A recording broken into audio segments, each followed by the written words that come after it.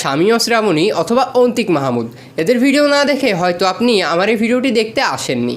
তো তাদের যে 2D অ্যানিমেশন ভিডিওগুলো রয়েছে সেগুলো বর্তমানে এতই জনপ্রিয়তা লাভ করেছে যে বর্তমানে সবাই কিভাবে মোবাইলের মাধ্যমে এই ভিডিওগুলো তৈরি করা যায় সেগুলো আমার কাছে জানতে চেয়েছেন। তো বেসিক্যালি কিন্তু শামিমা অথবা অন্তিক মাহমুদ তারা দুইজনে কিন্তু কম্পিউটারের মাধ্যমে ভিডিওগুলো এডিটিং করে। সেক্ষেত্রে অনেকেই প্রশ্ন করেছিলেন যাদের কাছে কম্পিউটার নেই তারা কি মোবাইলের মাধ্যমে কোনোভাবে এই ভিডিওগুলো তৈরি করতে পারবে। তো তাদের জন্য উপায় খুঁজতে খুঁজতে আমি নতুন একটি অ্যাপ্লিকেশন নিয়ে হাজির হয়েছি।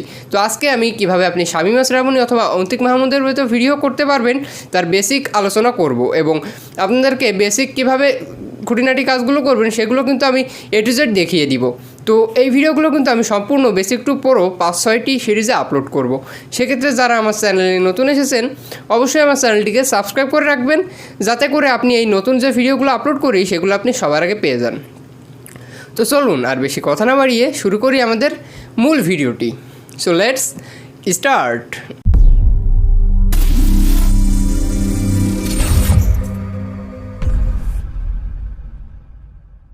তো সরাসরি আমরা এখন মোবাইল স্ক্রিনে চলে যাচ্ছি। তো আমরা অ্যাপ্লিকেশনটির প্লাস আইকনে ক্লিক করব। তো প্লাস আইকনে ক্লিক করার পরে আমাদের সামনে নাম লেখার জন্য একটি অপশান আসবে। এখানে আপনি ইচ্ছামতো যে কোনো একটি প্রজেক্টের নাম, যেহেতু আমি শামিমা শ্রাবণীর ভিডিও বানাচ্ছি সেক্ষেত্রে শামিমা লিখে দিলাম। তো এরপরে নিচের দিকে আরেকটু আসলে দেখতে পাচ্ছেন এখানে ভিডিওর জন্য বিভিন্ন সাইজ রয়েছে। ইউটিউবের জন্য আপনি ভিডিও বানাবেন নাকি টিকটক নাকি ইনস্টাগ্রাম, আপনি আপনার ইচ্ছামতো যে কোনো একটি প্ল্যাটফর্মের জন্য সাইজ নির্বাচন করে নেবেন। যেহেতু আমি ইউটিউবের ভিডিও বানাবো সেক্ষেত্রে আমি ইউটিউবের জন্য সাইজ নির্বাচন করে নিচ্ছি। তো নেওয়ার পরে এখানে নিচে আরেকটা অপশন রয়েছে ফ্রেম পার সেকেন্ড, অর্থাৎ এখানে আপনি 1 সেকেন্ডে কতগুলো ফ্রেম রাখতে চাচ্ছেন। তো এখানে আপনি ইচ্ছামতো রাখতে পারেন, যত বেশি ফ্রেম রাখবেন তত বেশি আপনাকে আর্ট করার প্রয়োজন পড়বে। তো আমি যে কোনো একটা ফ্রেম রেখে সিম্পলি ক্রিয়েট প্রজেক্ট অপশানটিতে ক্লিক করে দিলাম। তো এরপরে দেখতে পাচ্ছেন আমাদের সামনে এরকম একটি উইন্ডো শো হয়েছে। তো এখন আমাদেরকে এখানে যে কোনো একটি এমটি লেয়ার নিতে হবে। তো এখানে আমি কিন্তু লেয়ার 2-3টা নিয়ে নিব, আপনারা ইচ্ছামতো যে কয়টা ইচ্ছা সেই কয়টাই নিতে পারেন। তো আমি একটি লেয়ারে শুধুমাত্র একটি ছবি আঁকবো, সেক্ষেত্রে আমি একটি লেয়ারে নিয়ে নিলাম। তো এরপরে আপনি যদি ভালো আর্টিস্ট হয়ে থাকেন তো সেক্ষেত্রে আপনি নিজেই একটি ছবি অঙ্কন করে নিতে পারেন, অথবা আমি যেহেতু শামিমা শ্রাবণীর মতো ভিডিও বানাচ্ছি সেক্ষেত্রে আমি শামিমা শ্রাবণীর ভিডিওর একটি স্ক্রিনশট এখানে আপলোড করে নিব। তো আপলোড করার জন্য সিম্পলি আপনাকে 3 ডট অপশানটিতে ক্লিক করতে হবে। ক্লিক করার পরে আপনাকে নিচের দিকে আসতে হবে এবং এখানে অ্যাড ইমেজ যে অপশানটি এখানে ক্লিক করার পর আপনাকে সিম্পলি গ্যালারিতে নিয়ে যাবে। তো গ্যালারি থেকে আমি ইয়ামিনের একটি ফটো এখানে নিয়ে নিচ্ছি। তো এটা আমি রোড করে নিলাম, এই যে ইচ্ছামতো আপনি ঘুরিয়ে নিতে পারবেন। তো এখানে আমি পেন দিয়ে অঙ্কন করব যেহেতু সেক্ষেত্রে পেনের সাইজটা আমি 6 পিক্সেল রেখে দিলাম। এটা বেশি মোটাও না বেশি চিকনও না, আপনারা ইচ্ছামতো মোটা অথবা চিকন বানিয়ে নিতে পারেন। এবং নিচে একটি কালারের অপশান থাকবে, সেখান থেকে আপনি যে কালারটি দিয়ে ছবিটি অঙ্কন করতে চাচ্ছেন সেই কালারটি সিলেক্ট করে নেবেন। যেহেতু আমি ব্ল্যাক কালার দিয়ে অঙ্কন করব সেক্ষেত্রে আমি ব্ল্যাক কালার অপশান চুজ করে নিলাম। এরপরে আমরা যেহেতু এই লেয়ারের ওপরে ছবি আঁকবো না, একটি নিউ লেয়ারে ছবি আঁকবো, সেক্ষেত্রে আমরা লেয়ারটি চেঞ্জ করে নিচ্ছি। আমরা 4 নাম্বার যে লেয়ারটি রয়েছে সেটাতে আমরা ছবিটি অঙ্কন করব। তো এখন আমরা ছবিটি জুম করে নিচ্ছি ভালোভাবে আঁকার জন্য। এখন আমরা পেন আইকনটিতে সিম্পলি ক্লিক করব এবং 1 আঙুল দিয়ে আপনারা ঘুরিয়ে ঘুরিয়ে আস্তে আস্তে এই ছবিটি পুরোপুরি অঙ্কন করে নেবেন। তো যে যত বেশি সময় ধরে এই ছবিটি অঙ্কন করবেন তার কিন্তু ভিডিওটা ততটাই সুন্দর হবে।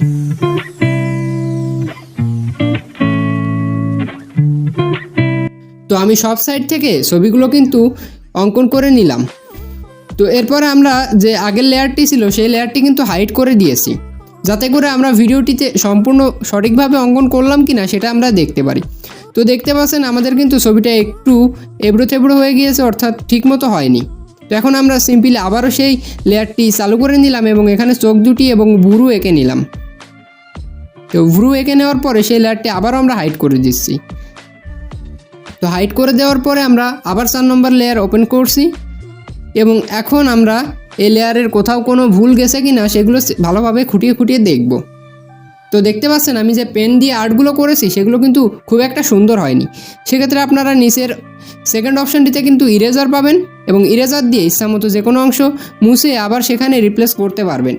তো আমি এখানে হাত দুটো আরও একটু সুন্দরভাবে আঁকার চেষ্টা করলাম।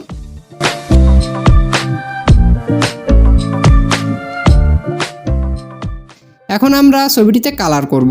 তো কালার করার জন্য আমরা আবারও সেই পুরনো লেয়ারটি চালু করে নিলাম। এছাড়া কিন্তু আপনারা ইচ্ছা মতো যে কোনো কালার করতে পারবেন। তো যেহেতু আমি ইয়ামিনকে আঁকবো সেক্ষেত্রে আগের লেয়ারটি অন করে নিচ্ছি। তো এটা চালু করে নেওয়ার পরে আমরা এখানে বালতির মতো যে অপশনটা এখানে ক্লিক করব। তো বালতির মতো অপশানে ক্লিক করার পরে নিচে একটি কালারের বক্স এসেছে, এখান থেকে আপনি ইচ্ছা মতো একটি কালার নেবেন। যেহেতু আমি চুলে কালার করবো সেক্ষেত্রে কালো কালারটি এখানে অ্যাড করে দিচ্ছি। আর এখানে কালার অ্যাড করা কিন্তু খুবই সহজ। আপনি জাস্ট যে ফ্রেমে কালার অ্যাড করতে চাচ্ছেন সেখানেই প্রেস করলে কালারটি অ্যাড হয়ে যাবে। দেখতে পাচ্ছেন ব্ল্যাক কালারটি কিন্তু এখানে অ্যাড হয়ে গিয়েছে খুব সহজেই। ঠিক এমনভাবে আমরা সেকেন্ড কালারটি অ্যাড করব। তো আমরা শার্টের কালার এখন অ্যাড করছি।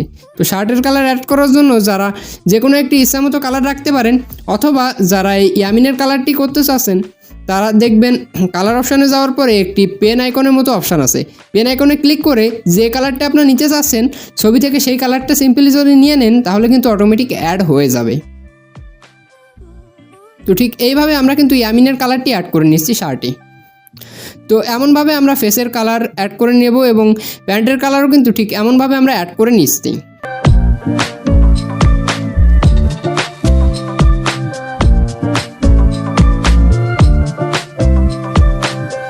তো এখন আমাদের কিন্তু কালার অ্যাড করা মোটামুটি কমপ্লিট।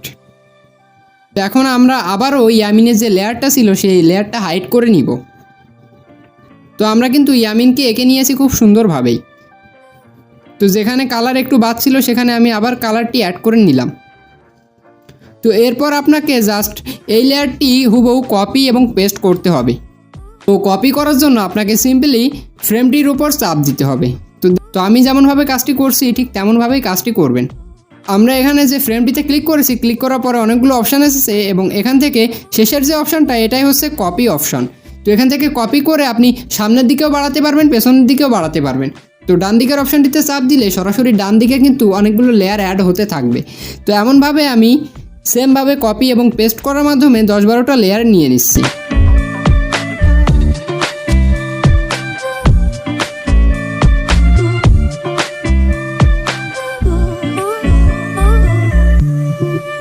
তো এখন আমরা মুখ অ্যানিমেশন করব, অর্থাৎ মুখ কীভাবে নড়াচড়া করবে সেটা অ্যানিমেশন করব। তো এটা করার জন্য সিম্পলি আবারও আপনাকে পেন আইকনটিতে ক্লিক করতে হবে। তো পেন আইকনটিতে ক্লিক করার পরে আপনারা ফেসটা আবার জুম করে নেবেন এবং এক একটা ফ্রেমে এক একটা ফেসের শেপ দিবেন। অর্থাৎ এখানে হ্যাপি শেপ দিলাম। তো সেকেন্ড লেয়ারে আমরা একটু অ্যাংরি রিয়াক্ট টাইপের দিয়ে দিলাম। তো এমনভাবে আপনি ইচ্ছামতো থ্রোট আঁকিয়ে নিতে পারবেন। তো এভাবে আমি 12টা লেয়ারে বিভিন্ন ধরনের ফেস রিয়াকশন দিয়ে দিচ্ছি।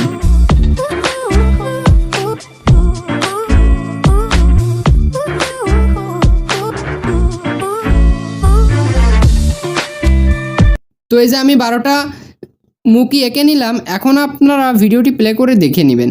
তো প্লে করার পরে দেখতে পাচ্ছেন অনেকটা দ্রুত হয়ে গিয়েছে। তো প্লে করার পরে যদি দেখেন যে ভিডিওটি একটু ফাস্ট হয়ে গিয়েছে সেক্ষেত্রে আপনারা ফ্রেম রেট কমিয়ে দিতে পারেন। তো ফ্রেম রেট কমানোর জন্য সিম্পলি আবারও 3 ডট অপশানটিতে ক্লিক করবেন আপনি এবং 3 ডট অপশানটিকে ক্লিক করার পরে প্রজেক্ট সেটিংস অপশানটিতে আবারও যাবেন। যাওয়ার পরে নিচের যে অপশানটা সেখানে কিন্তু আপনি ফ্রেম রেট পেয়ে যাবেন। তো এই ফ্রেম রেট অপশানটিতে আপনার ক্লিক করার পরে ইচ্ছামতো কমিয়ে নিতে পারেন। তো আমি মাত্র 2টা ফ্রেম পার সেকেন্ড রাখলাম। তো রাখার পরে এখন সিম্পলি নিচের দিকে যদি আপনি সেভ অপশানটিতে চাপ দেন তো দেখবেন ভিডিওটির যে এডিটিংটি আপনি করেছেন সেটা কিন্তু সেভ হয়ে যাবে। তো সেভ করার পরে এখন আপনার কাজ যে ভিডিওটি প্রসেসিং করা। তো প্রসেসিং করার জন্য আবারও 3 ডট অপশানটিতে ক্লিক করবে। তো মেক মুভি অপশানটিতে ক্লিক করার পরে আপনার ভিডিওটি কিন্তু প্রসেসিং কাজ শুরু হয়ে যাবে। তো প্রসেসিং হওয়ার পরে আপনি কিন্তু আপনার ভিডিওটি দেখতে পারবেন। তো প্রসেসিং হয়ে যাওয়ার পরে আমি দেখাচ্ছি ভিডিওটি ঠিক কেমন হলো।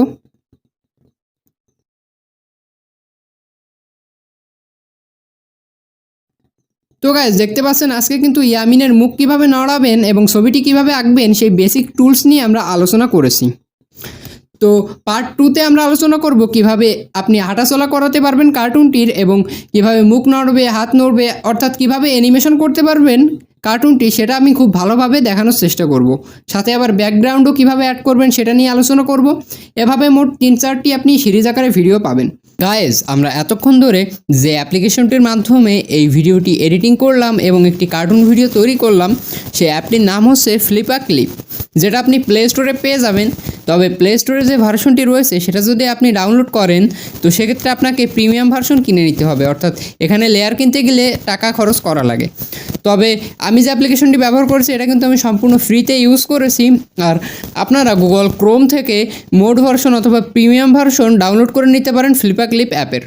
তো কীভাবে মোড অথবা প্রিমিয়াম ভার্সন ডাউনলোড করবেন সেটা যদি আপনি না জানেন তো আমাকে কমেন্ট করতে পারেন, আমি আপনাদের সুবিধার্থে সে বিষয়ে আরেকটি নতুন ভিডিও বানাবো। তো এটা ছিল ফার্স্ট ভিডিও, আশা করি ভিডিওটি আপনাদের সকলেরই ভালো লেগেছে। আর এরকম সব দারুণ দারুণ ভিডিও পেতে অবশ্যই আমাদের চ্যানেলটিকে সাবস্ক্রাইব করে রাখবেন। তো দেখা হচ্ছে আগামী ভিডিওতে। আর যারা সাবস্ক্রাইব করেনি অবশ্যই সাবস্ক্রাইব করে রাখুন। ধন্যবাদ সকলকে।